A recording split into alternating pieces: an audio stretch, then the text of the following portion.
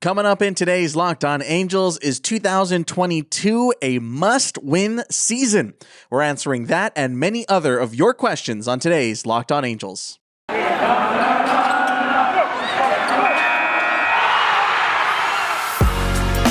You are Locked On Angels, your daily Los Angeles Angels podcast. Part of the Locked On Podcast Network, your team every day. Hey, what's going on, everybody? Welcome back to Locked On Angels, part of the Locked On Podcast Network, your team every day. And thanks for making Locked On Angels your first listen of the day. I'm your host, Steve Granado. You can follow me over on Twitter at Steve Granado, Granado. We bring you Angels content Monday, Wednesday, and Friday here in the off season. Today is a Monday mailbag, so we're going to be answering all your questions from YouTube and from our Twitter account. That's at Locked On Angels. We are now going to be posting the question, by the way, or the ask for questions, I guess, on Saturdays. On Saturdays, we're going to send out the tweets because that's what we did this week, and you guys filled my inbox with questions. We can't get to all of them today. I'm going to push some of them to next week, but just because there was a ton of questions, you guys are awesome. I want to remind you, too, to be a part of our voicemail line, 714-409-6396, 714-409-6396. Instead of tweeting it to me, instead of typing it on YouTube, shoot me a call, leave me a voicemail, and you can be on a future episode. So let's jump into our first question. We have a bunch of them here today. The first one is coming from YouTube. This is from Ken24. Ken says, I think this year is a must-win season because there might be a possibility that Trout and Ohtani might leave the Angels. How do you feel, Steve? Questioning from Japan. Hey, Ken. Love hearing from our Japan audience. Okay. Is 22 a must-win season? So I'm not going to go as far as saying 2022 is a must-win World Series year. I don't think that's ever going to be the case in any team, anywhere, anytime. You know, obviously that's always the goal, but I'm not going to go as far as saying that. I will say that if the Angels don't have at least a winning record in 2022, then we might have some problems. I don't think Trout's leaving the Angels. I think there's got to be so many more things bad-wise that would have to happen for Trout to get fed up and leave.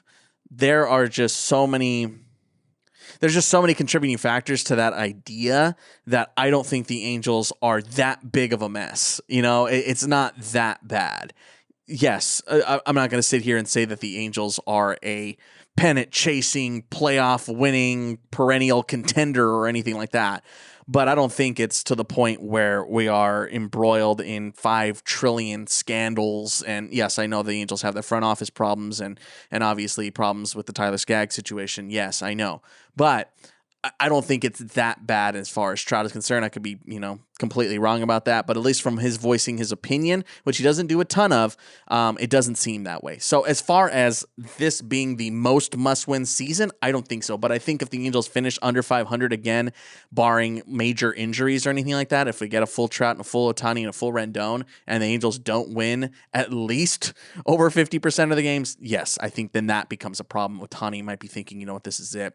That is a problem. But if the Angels do win over 50% of their games, have a winning record, let's say they do at least make it to the ALDS, I think we're okay. I think everybody's going to be okay. Thanks again, Ken, for your question. Let's jump to the next one. This is coming from Angels Over the Pond over on YouTube at Angels in the UK. Quote tweeting a tweet from 2016 from Mike Giovanna that said, former Angels Jim Edmonds, Garrett Anderson, and David Eckstein don't receive enough votes to remain in the Hall of Fame ballot. This was years ago, and this is what Angels Over the Pond had to say. On reflection, this hurts a bit. Out of all the Angels who never made it to the Hall of Fame, who do you think was hard done by and really belongs there? Thanks, Angels Over the Pond. I know that you're a pretty big account, so I appreciate you jumping in here on the Locked On Angels family.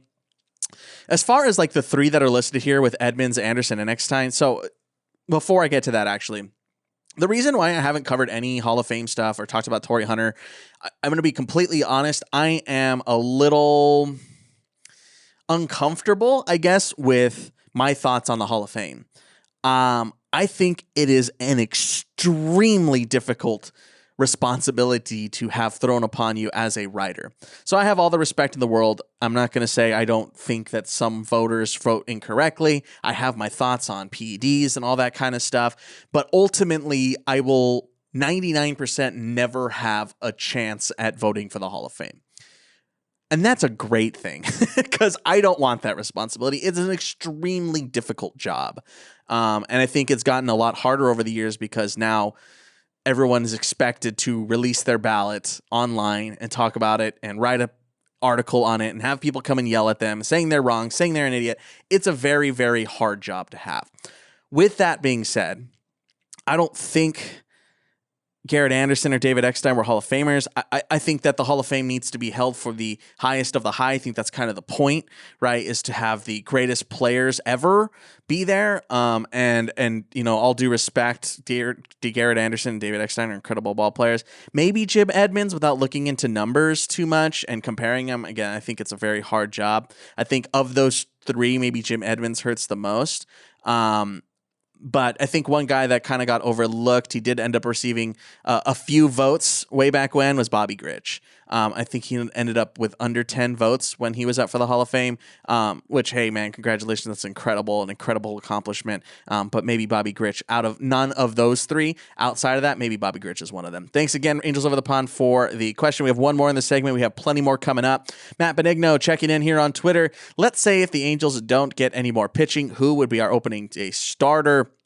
Syndergaard, Ohtani, or others in the rotation. Thanks, Matt. Thanks for checking in and being a part of the family over here. I'm going to say gut reaction. I'm going to say Ohtani. I'm going to say Shohei is the opening day starter. I think he earned that after last season. I imagine that they're going to continue to let him shine and let him run wild like the insane unicorn that he is. So I think that Shohei is more than likely going to be the opening day starter in 2022. I don't think there's anybody on the board right now. Even if the Angels traded for like a Luis Castillo, I still think Castillo would probably slot in as a number 3 or a number 2 behind Syndergaard. It probably, if my mind is going to go Ohtani, Syndergaard, and then whatever comes after. Maybe Noah has an incredible spring and he earns the opening day role. Don't look too much into opening day. There's a million baseball games to be played.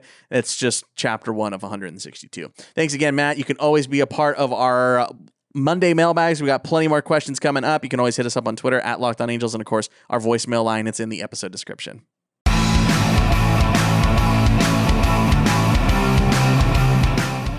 It's the new year, so that means New Year's resolutions. If yours is about getting fit or eating healthier, make sure you include Built Bar in your plan. Built Bar makes it easier to stick to your resolution because it tastes so good. You'll want to eat it, unlike other protein bars, which can be chalky or waxy or taste like a chemical spill. You want to eat healthy, but it gets boring. By this time in January, you may be already thinking, this isn't worth it. Where's the chocolate? Well, don't worry. Built Bar's got chocolate on every bar. Most Built Bars contain 130 calories, 4 grams of sugar, 4 net carbs, and 17 grams of protein. That's sure to help out any workout regimen. Even if you're not a huge fan of working out, you can at least eat something that tastes good and is good for you. That way, you enjoy a delicious Built Bar. You can almost count it as a workout. And of course, there's tons of flavors to choose from. You can see them all at Built.com. Use the promo code LOCKED15 and get 15% off your order. Use promo code LOCKED15 for 15% off at Built.com.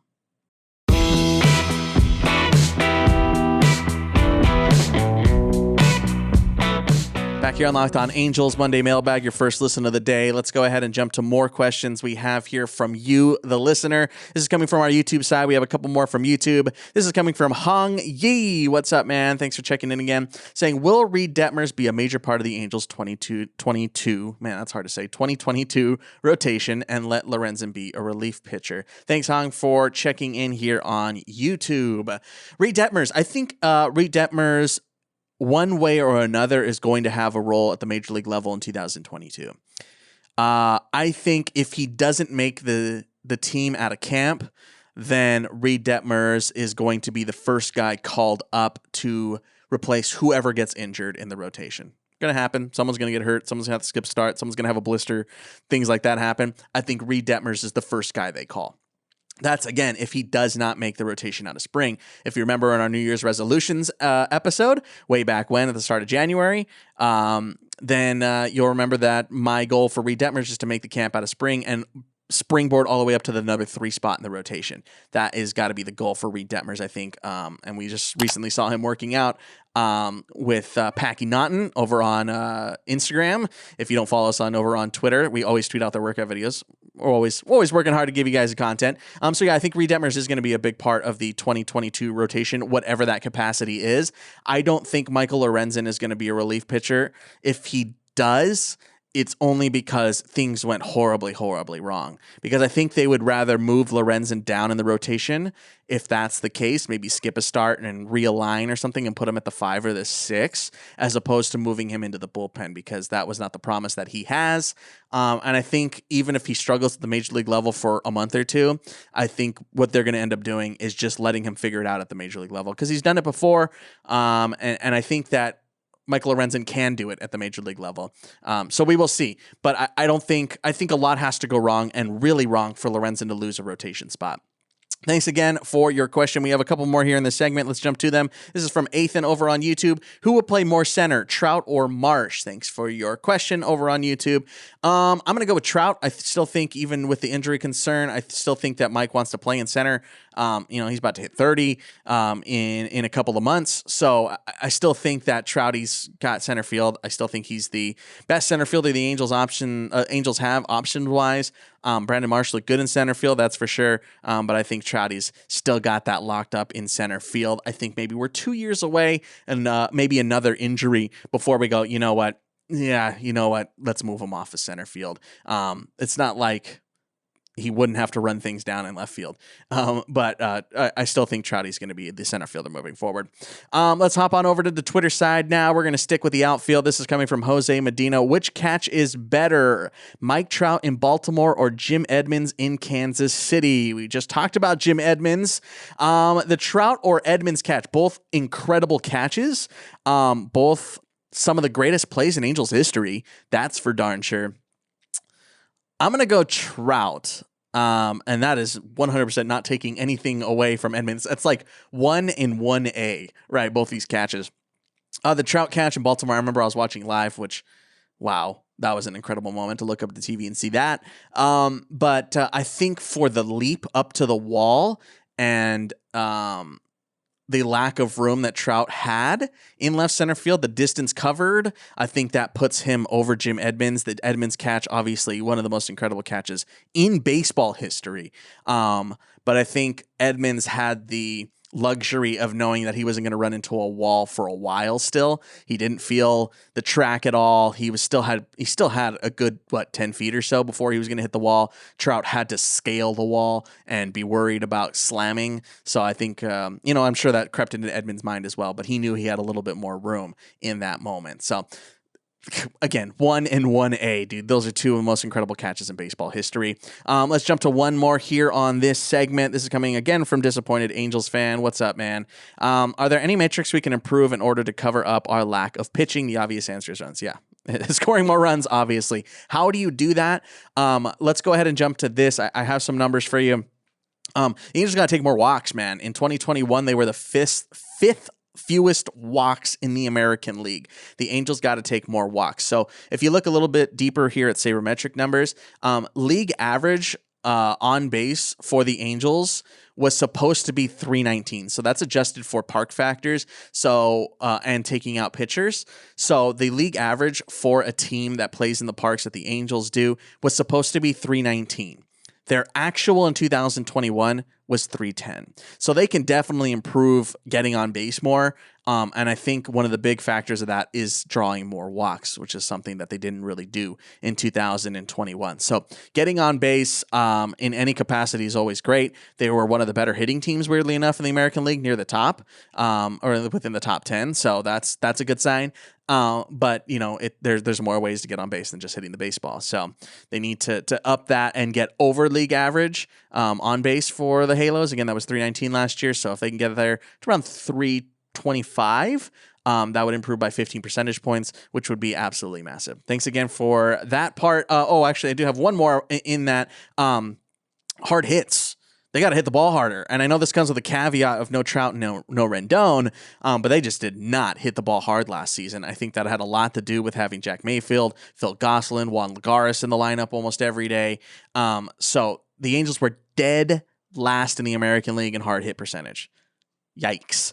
They 100% need to improve in that area. I think with Trout and Rendon coming back, that's going to help out a lot. We'll see if Max Stassi gets better. We'll see maybe proliferation of Adele and Marsh. So I think those numbers will get better. It'll be hard to get worse because, again, they were dead last. But hard hit percentage, that 100% needs to go up.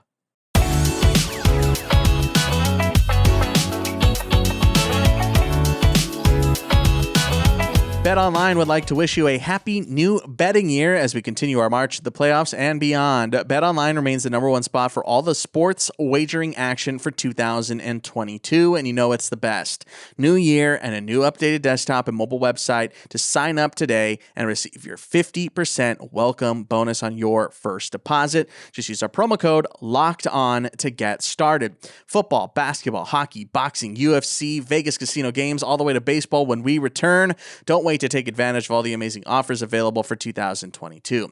BetOnline is the fastest and easiest way to wager on all your favorite sports. BetOnline, where the game starts.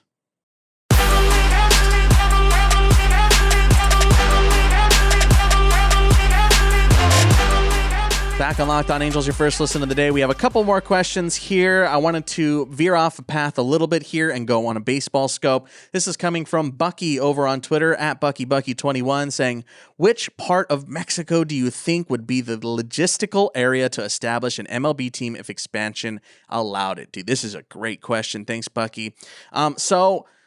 Geographically, you got to find something northern, right? Just to cut down on travel time, make it easier on players. Toronto is obviously the only non-American team right now. So if they wanted to expand into Mexico, they're going to have to bring it logistically, like you said, close and geographically close. So the obvious answer in your head goes Mexico City, right? The capital. But Mexico City is so far south. That is a 6.5 hour flight from John Wayne in Orange County.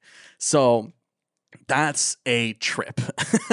So obviously the Angels fly out of John Wayne here in Orange County at Santa Ana. So it is that's a very long flight, and that the Angels would be one of the closest teams. I think a Mexico team would either have to be in the AL or the NL West, maybe the Central if they go closer towards the coast on the east side.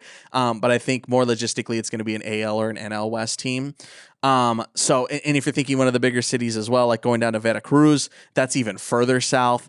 So that's just not going to happen. Those are like the southern tips of Mexico. So they're going to have to be in the north. Monterrey is one that, obviously has some ties already to Major League Baseball. Of course, Major League Baseball has had those games down in Monterrey. They've already played at that stadium. The problem is, or like the logistical problem is they already have a Mexican league, right? The La Liga Mexicana is already a thing in Mexico, and that's just the professional baseball down there. So most of the major cities that you would maybe be targeting for a major league team already has a team in it. So you're already looking at a competitor. And when you're coming in as the second, right, that makes it harder, right? That makes it tougher. So think like Chargers, right? Chargers coming into LA versus the Rams who are already established. Clippers coming in to face off with the Lakers. It makes it tough, right? It makes it really, really hard to establish a fan base because there's already a fan base for that there. That being said, with Major League Baseball and the standing they have, that would obviously draw some attention. But you'd be competing with teams and stadiums that already exist, so you'd probably have to build your own stadium. So Monterrey has the Sultanes already there. That makes it hard. I think the best spots are probably going to be somewhere in northern Sonora. You can't go down to Hermosillo. There's already a team there in the Mexican League, the Naranjeros. There's already a team there. Makes it hard. If you go a little bit further east towards like Chihuahua, there's already a team there as well. The Dorados are there. So it's kind of hard. So I think the best place logistically, geographically, and trying to get away from the Mexican League that already exists is probably somewhere in northern Sonora and just calling him the Sonora whatever, right? Whatever the team ends up being. So you name it after the state as opposed to a city, and then you try and establish an area up in northern Sonora, which is going to be the closest. You can maybe go to Tijuana, but they probably would avoid that. It would be a little too close to the San Diego market. So I think they find something in between right there in Sonora if you're looking at an expansion team there. Great question, Bucky. I really like that one, man. We have one more. We're going to skew it back towards the Angels one last time. This is coming from Thor for Cy 2021 at DVanHorn27. Who is the opening day left fielder, Upton or Marsh? Thanks for your question. I'm not going to pick either because you know what? It's easy to pick Upton or Marsh, and I'm going to go crazy here. Tyler Wade. Tyler Wade is your opening day left fielder. Let's go with that, man. Why not? Let's have a little bit of fun with this one. Realistically, I bet it's going to be Marsh, but let's go with Tyler Wade. Tyler Wade, that's more fun. Tyler Wade is your opening day left fielder. Thanks again for your questions, guys. I'm sorry I couldn't get to all of them. There were so many today. You were awesome. Don't forget to call us 714-409-6396, or of course, you can always reply to the tweet at Locked On Angels or on our YouTube site as well. We post in the community tab here on YouTube. Check out my other podcasts. They are linked in the episode description. A baseball podcast called Our Game and a movie review podcast, a comedy podcast called Movies I Should Have Watched. Thanks for making Locked On Angels your first listen of the day. For your second, check out Locked On Bets, your daily one-stop shop for all your gambling needs. Locked On Bets, hosted by your boy Q, with expert analysis and insight from Lee Sterling.